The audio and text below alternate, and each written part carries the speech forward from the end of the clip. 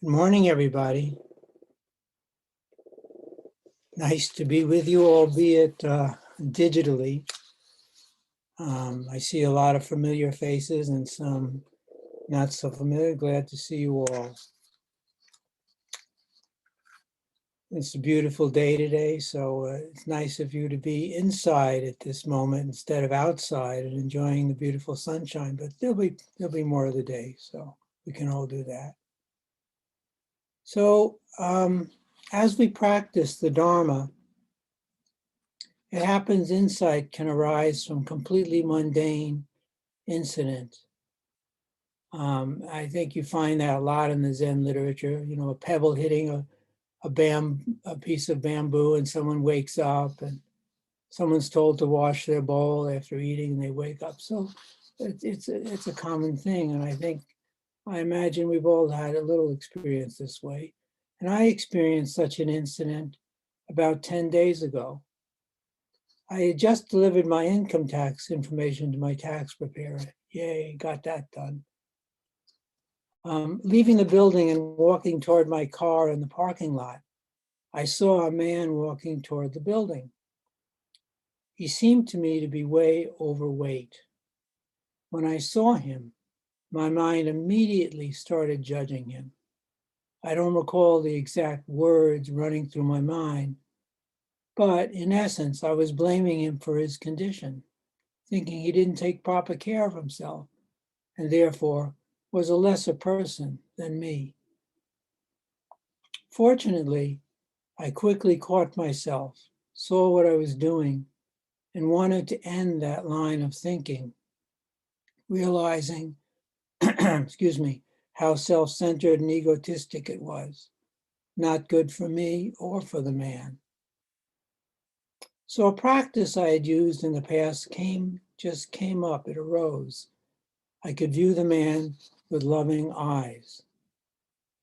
The loving eyes is a mindfulness practice from a book by Zen teacher Jan Chozen Bays.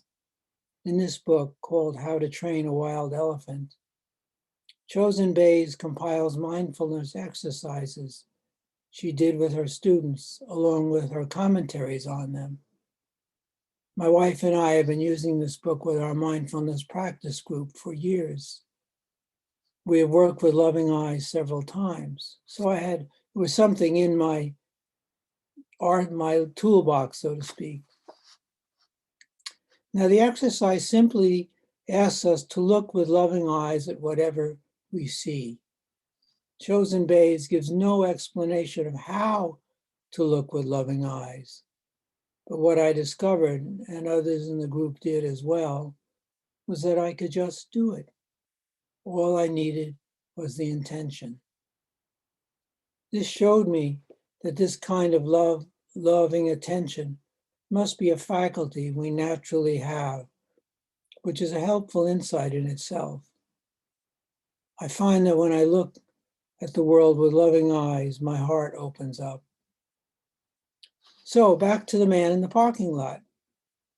I stopped judging him and started looking at him with loving eyes. By the way, this of course happened in just a matter of a second or two. It sounds longer when you talk about it. It was just so very almost instant. Anyhow, so I stopped judging him and started looking at him with loving eyes. What happened then amazed me. My whole attitude had shifted 180 degrees. Now, instead of judging the man, I felt connected with him. He was a suffering being, and so was I. Judging him was an automatic reaction, a habit of mind, which just affirms separateness and keeps my ego intact within my own limited views. Looking with loving eyes was a compassionate response, one that, instead of boosting my small ego self, opened my heart to this person whom I didn't even know and may not ever see again. I realized that a trap my mind often falls into is evaluating others as either inferior or superior to me. If I find them inferior, I can feel good about myself. If I find them superior, I'll fall into criticizing myself. I can also feel they're equal to me, sort of an I'm just as good as you attitude. But all these reactions depend on judgments based on my own shifting conceptions and can change rapidly. For example, I can say to myself, person A is a dedicated activist, which makes me feel inferior. But person A can't write poetry like me, which raises my self-esteem. But what if I learn that the activist is also a fine poet? Then my self-esteem plummets, and I have to look for another way to raise it again. Judging others, then, is in the end judging yourself, whether or not you feel you measure up to some standard that you yourself have created, sometimes with the help of the wider culture, which also has its judgments and standards. Society values success, meaning usually wealth or fame or power or some combination. But I may make up my own standards and decide I'll be successful. I'm an effective activist or a recognized poet. Now, it's okay to set goals and work at activism, poetry, or whatever your passion is. The problem is when you attach to these goals and allow your happiness to depend on them. Then if you don't meet your goals, you feel sad or even depressed. If you do meet them, you feel elated. But the Buddha teaches that nothing is permanent. Your good feeling over your success will subside, and you'll feel the need for more affirmation. We're all like junkies, always needing the next affirmation high. The illusion of separation is, wait a minute, I lose my place here? Sorry. Yes, okay, I've got it. So we're all like junkies, I ended saying, always needing the next affirmation high. It's an endless cycle of ups and downs.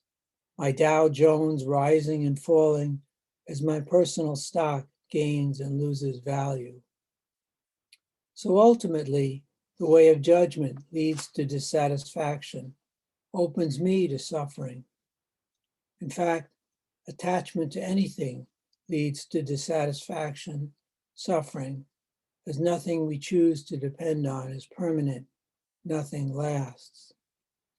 The Buddha called this dissatisfaction, this suffering, dukkha, and made it the first of the Four Noble Truths, which is the Buddha's fundamental teaching. First Noble Truth asks us to recognize that there is suffering. We all suffer. Life doesn't always mesh with our wants and needs. We may fail the test we needed to pass. We'll lose our smartphone, our friend will disappoint us, and of course, we will lose loved ones to death. As Dogen says, despite our grasping, flowers wither. Despite our irritation, weeds flourish. If we fail to recognize that we are suffering, there's nothing we can do about it. My understanding is that in 12-step programs, the first step is to admit you have an addiction. But it's not enough to recognize and acknowledge suffering. The next step is to understand its causes so we can eliminate suffering at its root. This is the second noble truth, the origin or cause of dukkha. There are many ways of looking at this truth, but one common way is to see that suffering arises from grasping or clinging. The fundamental clinging is the clinging to the idea of a separate self, a self we believe to be permanent, having its own boundaries, isolated from other selves. The view of a separate self is a fundamental delusion we all share until we wake up to see things as they actually are. If we look closely at ourselves, we will discover that there's nothing about us, our bodies, feelings, thoughts, etc., that remain the same. At the same time, we can see that we couldn't possibly exist without what we might see as other from us: air, food, sunshine, water, our parents, grandparents, the masses of bacteria in our guts that don't even have our own DNA, and so on.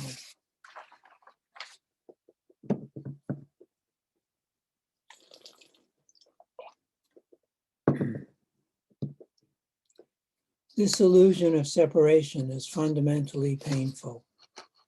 At heart, all humans desire connection. That's why we value family, friends, community. Thich Nhat Hanh has said, "We are here to awaken from the illusion of separateness." This quote from Thich Nhat Hanh points to the fact that we don't have to suffer in this way, that we can wake from the illusion of separateness. This is the Buddha's third noble truth, the truth of the cessation of dissatisfaction, of suffering. We can stop suffering from our feelings of separateness by recognizing our connection with all beings. When I was judging the man in the parking lot, I was able to stop myself from painful judgments and to experience an awakening to the truth of our connection. I also realized I could apply this insight to my own suffering. Painful thoughts and feelings arise frequently in my life, as I imagine they do in the lives of others. This in itself is not a problem. Thich Nhat Hanh puts it this way: we should not be afraid of suffering. We should be afraid of only one thing, and that is not knowing how to deal with our suffering. Handling our suffering is an art. If we know how to suffer, we suffer much less, and we're no longer afraid of being overwhelmed by the suffering inside. The energy of mindfulness helps us recognize, acknowledge, and embrace the presence of the suffering, which can already bring some calm and relief. So that was Thich Nhat Hanh. So suffering will arise. This is part of human life. We can't control that. We can control our response to suffering. I feel grateful to the Buddha and my teachers who have guided me in my practice so that I was able to stop judging and switch to compassion. In the end, I was able to respond in a way that was beneficial. As Thich Nhat Hanh reminds us, just to recognize, acknowledge, and embrace our suffering is already to experience some calm and relief. The mindfulness, non-judgmental attention that Thich Nhat Hanh proposes as a way to transform suffering is one element of the Noble Eightfold Path, which is the fourth noble truth, the path leading away from suffering. The 8 elements are right view, right intention, right speech, right action, right livelihood, right effort, right mindfulness, and right concentration. The Eightfold Path guides us to eliminate suffering in our lives and the lives of others. Eliminate needless suffering, I should say, in our lives and the lives of others. So, if I want to stop drowning in the waves of high and low self-esteem, if I want to stop judging others and therefore myself, I need to look on my own suffering with loving eyes, with eyes of compassion. If I can be compassionate to myself, I will likely be compassionate toward others.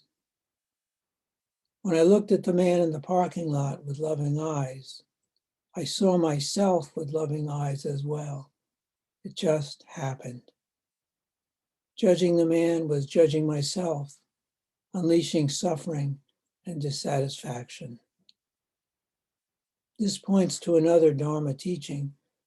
We exist interdependently, or we inter-are, as Thich Nhat Hanh puts it. As Thich Nhat Hanh says, handling our suffering is an art. I found that very encouraging. It's an art, it's not like applying a single method that fits every case and you just go through the formula and it works. An art is something you don't do mechanically or according to a set of rules, something you find your way in by working at it, by trial and error, which leads to greater insight and greater ability to practice that art. If you play piano, say, it's important to learn techniques, but to really understand how to play beautifully requires working with the techniques, to find ways to make them your own. It's an ongoing process. It's the same in working with our suffering. We are guided by the Four Noble Truths and other teachings, but have to find and realize their truths in our own psyches. I have found in my own practice that the words are one thing and the reality of my interior life is another. The words are a necessary guide, but as with all Dharma teachings, they only point the way, but aren't the way. That is reassuring. It directs me away from judging myself as being inadequate because, for example, I can't mindfully deal with my suffering right away. It reminds me that I need to continue to practice and accept that playing Twinkle, Twinkle, Little Star is okay if that's all I'm able to do right now. It's okay if I'm not yet able to play a Beethoven sonata. It's a great step if I can just recognize my suffering, even if my mindfulness practice isn't yet strong enough to embrace and transform it. Thich Nhat Hanh then tells us that if we know how to suffer, we suffer much less, and we're no longer afraid of being overwhelmed by the suffering inside. None of us wants to suffer, but as the First Noble Truth tells us, there is the fact of suffering. Thich Nhat Hanh says if we can suffer less, if we know how to suffer, that's an amazing statement. Usually we think we either suffer or we don't. We want to avoid suffering and grasp happiness. But the Noble Truths tell us differently. They tell us that attempting to avoid or deny suffering actually creates more suffering. Avoidance and denial don't eliminate suffering. They just attempt to hide it or wish it away. They necessitate lying to ourselves. We all know how much mental energy it takes to maintain a lie. Thich Nhat Hanh and the Four Noble Truths tell us that we do have the means to face suffering, to transform it. We can realize well-being. While all of the elements of the Eightfold Path are the way to transform suffering, and in fact each element embodies all the others, they inter-are. I'd like to take a look at mindfulness as a good starting point. Mindfulness, as Thich Nhat Hanh indicates, is an energy. We develop the energy of mindfulness and its cohort, concentration, when we do zazen, or sitting meditation. We sit and simply follow our breath, letting thoughts come and go. When we lose ourselves in a train of thought, we simply return to the breath. Though it's unlikely we'll ever get to the point of never straying from the breath, each time we return, we reinforce and strengthen our mindfulness. The more we practice mindfulness and sitting meditation, the more it will likely appear in our daily activities. I've had the experience of, say, washing the dishes, and all of a sudden I'll be aware that I'm washing the dishes. Mindfulness will appear. And then I can do them mindfully. And that, of course, in turn, strengthens my mindfulness. As our mindfulness gains in strength, we are more able to recognize our states of mind. We'll more frequently notice our suffering. Sometimes our suffering is minor. I stub my toe and I'm in pain, or I don't get that parking place I had my eye on. If we remember to be mindful, we can recognize that suffering and embrace it with compassion, just as I embraced the man in the parking lot with compassion. And just as in that instance, my suffering can be transformed and I will feel calm and relieved, as Thich Nhat Hanh says. And my experience has been that sometimes when I'm able to embrace my suffering, not only do I feel relieved, I can even feel joyful. Sometimes, though, our suffering is great. We may lose a loved one or have been diagnosed with cancer.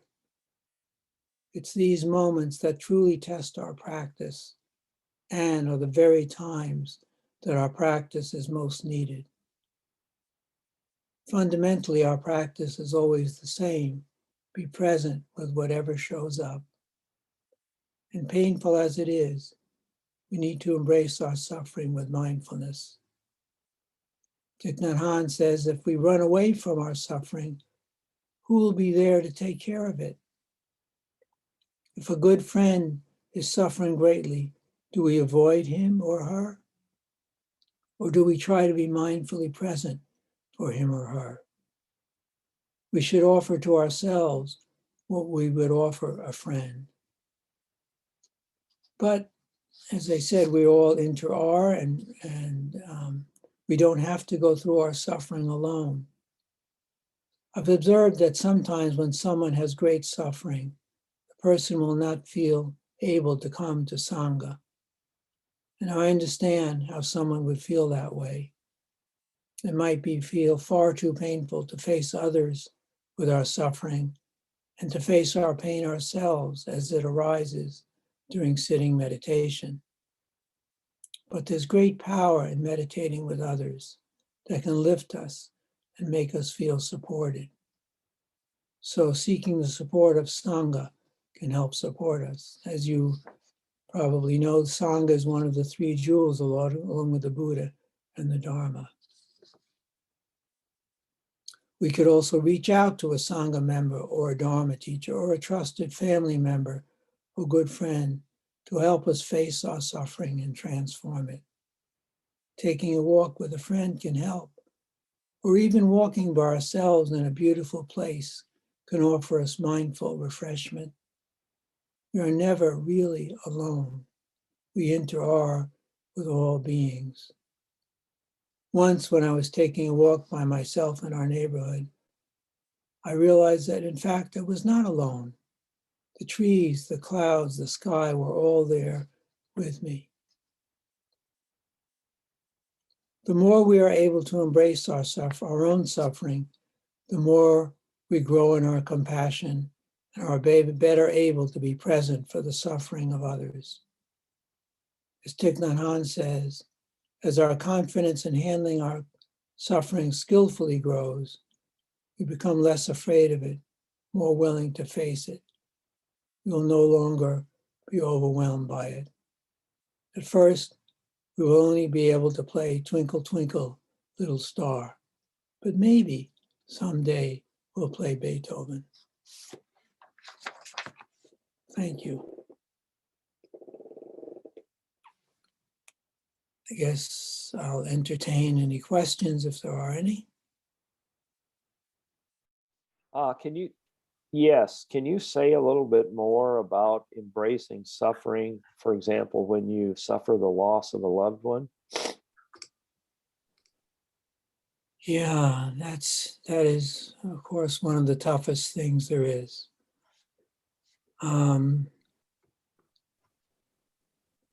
Well, as I said, ignoring your suffering, running from it, is not helpful.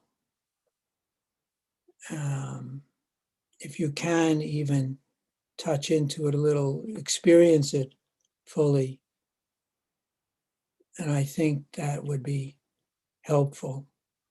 It's natural when you lose a loved one, you're going to grieve, you're going to be very sad, it's going to be painful. But running from the suffering, as the Thich Nhat Hanh says, if you run away from your suffering, who will be there to take care of it? You can look at it as a child that you need to take care of, a crying child. You know, if you have a child that's crying, you don't ignore that child or run away from that child. You go to that child, maybe give him a big hug. So if you can do that, you're suffering. And as I also said, it's helpful to get the support of others in the Sangha, your Sangha, or others, people who you trust or love, who you know will listen. I know the mindfully listening to someone as a Sangha member should be able to do, or a good friend, is very healing. We can't avoid suffering, especially in a situation as you describe. I don't think you can avoid it, but you can embrace it, as I said, like a child, like a sweet child who you love very much. Take care of that suffering. Not that it will all go away all of a sudden, but I think in the end that'll be better than trying to avoid it or push it aside or ignore it. Is that helpful? Yes, thank you. Thank you, Mike.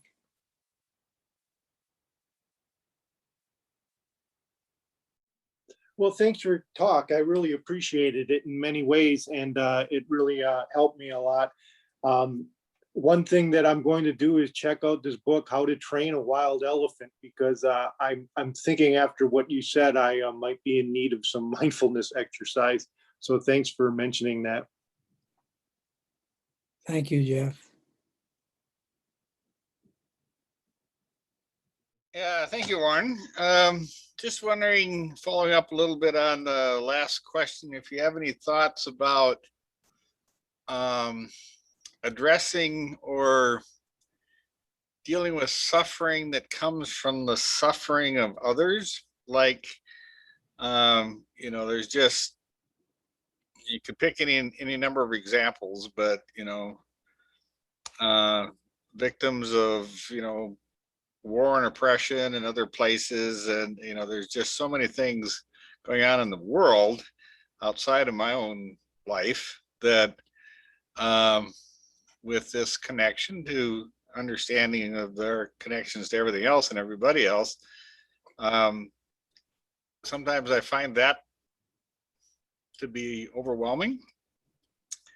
It's like I can sort of deal with my own stuff, but how to find a place to accept or, an art for dealing with this just, horrendous suffering around the world due to all kinds of, injustice and environmental degradation and just on and on.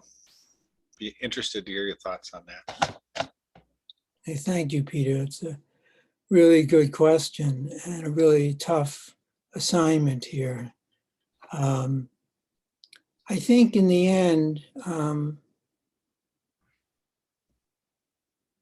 dealing with suffering, our practice, as I said in my talk, is basically always the same. I mean, there are also different ways of approaching it and talking about it, about just being present to whatever shows up at that moment. And if what shows up that moment is your own suffering in reaction to suffering in the world, which I think we all feel that when we look at things, you deal with it the same way. You look at it with great compassion. And as I was saying to Mike, you can embrace that suffering. It's just not a matter of accepting it like, oh, it's okay. It's not okay when people are being displaced and killed in wars. It's not okay when people are starving, and et cetera, et cetera. But to be overwhelmed by the suffering ourselves is not a help to anyone, including ourselves, including those people who are suffering. So if we can embrace and take in that suffering, perhaps a way will open to work with those situations. But to be overwhelmed by it and paralyzed by it is not useful. But to recognize it and feel it, and experience it and embrace it, can transform it. So just have to understand the difference between accepting as if it's okay and in looking at it with great compassion. Does that help at all, or is? Yes, thank you. It does help. Okay, thank you, Peter. Thanks so much for your talk, Warren. It was really helpful. And I wondered if you could maybe say something about how your writing practice, like how that's a teacher, or is it a teacher on this subject of mindfulness, and even maybe that phrase of like tending to it like a young child. I've read something recently. Actually, in the Jane Hirschfield workshop through MCMC, that's where I was thinking of it. She talked about treating like the muse, she said, even like a young child, or like the tender idea that you're working on in a creative project, like a young child. So I'm just sort of curious how that might be a teacher or a corollary for you in this work, this practice. Thank you. That's a wonderful question, Kate. It's interesting, fairly recently, within the last few months, I've usually kept my journaling separate from my poetry writing, so more or less. But I had this feeling the last time I wrote in my journal a few months ago, I don't like the way this sounds or what I'm saying. It's not right. I'm just going to use my poetry as my journal and see, and maybe I'll get a few good poems out of it too. So yeah, I've been doing that actually. Whatever's on my mind, if I'm feeling suffering because of something, maybe it'll come out in my poem and I'll learn, and I may learn something. It may go, as you know, with writing, you think it's going to go in one direction, but all of a sudden you're writing it about something different. It takes off in a different way. So yeah, I've been reading some poetry by Audre Lorde, thanks to your awakening me to her, and by a more recent Black poet whose name escapes me now, and thinking about the racial situation in our country, and that's caused some pain. But I like writing about it, just putting down whatever comes out. And, as a poem rather than thinking of it as a journal. That's just me. You may find journaling very happy experience, but I like this kind of convergence of the two. So I do find it helpful. Yeah, does that answer your question? Yeah, thank you. That helps. Thank you. Well, I put my question or my comment in the chat, which is a quote by Alan Watts on choice. And it's a little long to read, but basically he's saying that choice is not freedom because you're usually motivated by pleasure and pain. So I just wondered if you wanted to comment on that. Yeah, thank you. Yeah, I think it goes along with what I was saying in my talk about judging yourself. You're chasing after these experiences that we think we want and depending on them for our happiness, whether it be whatever it might be. I want to go to that play, or I want to go to that movie, or I want to buy that car, or I want to get that promotion, or whatever it may be. If you depend on those things for your happiness, you're always going to be dissatisfied. But as we know, we get the new thing or we get the promotion or whatever it is, and we're happy, it seems, for a while, and then we're dissatisfied again because we're not getting to the root problem of our clinging. So yeah, I think that's right. That kind of choice is not happiness. Happiness, we sometimes, I was just reading this, I don't know who said it now, that we confuse excitement with happiness. I don't think, personally, I don't think happiness is about excitement. I think it's about equanimity, just being settled. I think when we're really truly settled, as we can be in our Zazen practice sometimes, then that's happiness. And it doesn't depend on anything outside ourselves, any choices we're making outside ourselves. So I think, I'd agree with Alan Watts on that. Is that helpful? Yeah, thank you. I mean, yeah, it was just coincidental serendipity that I received that in an email this morning. And Oh, yeah, thank you. thank you. Hi, thank you. That was only my second time in one of these. So, I have I'm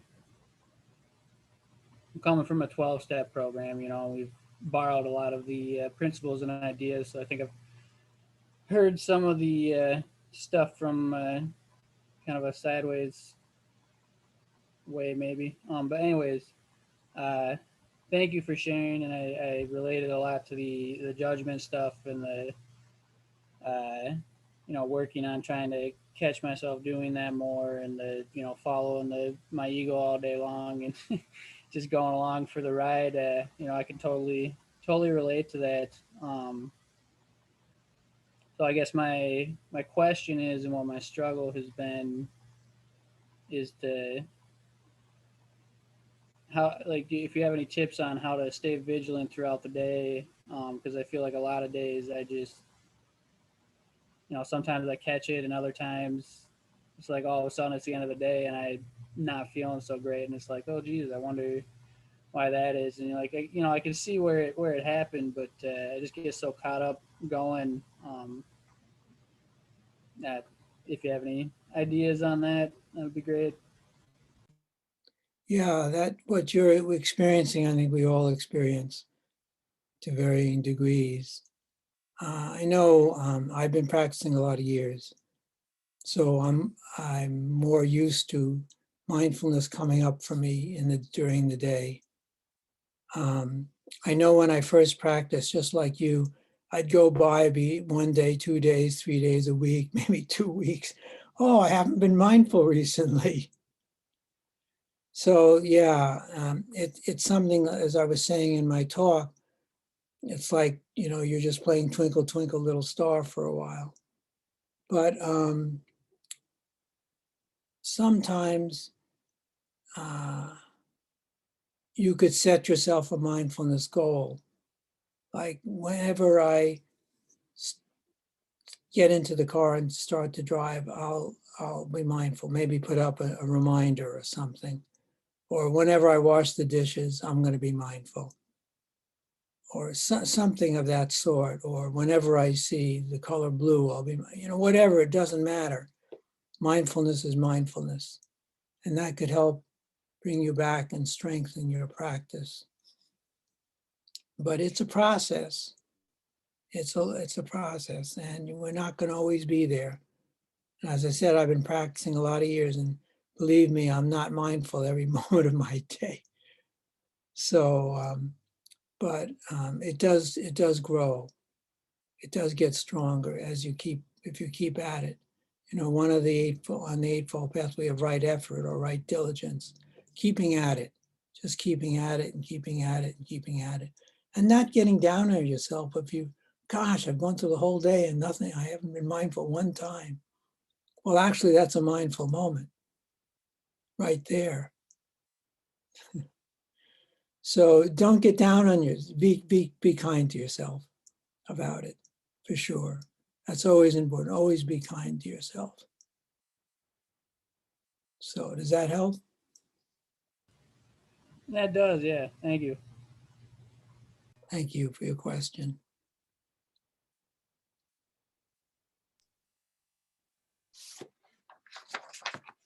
Thank you.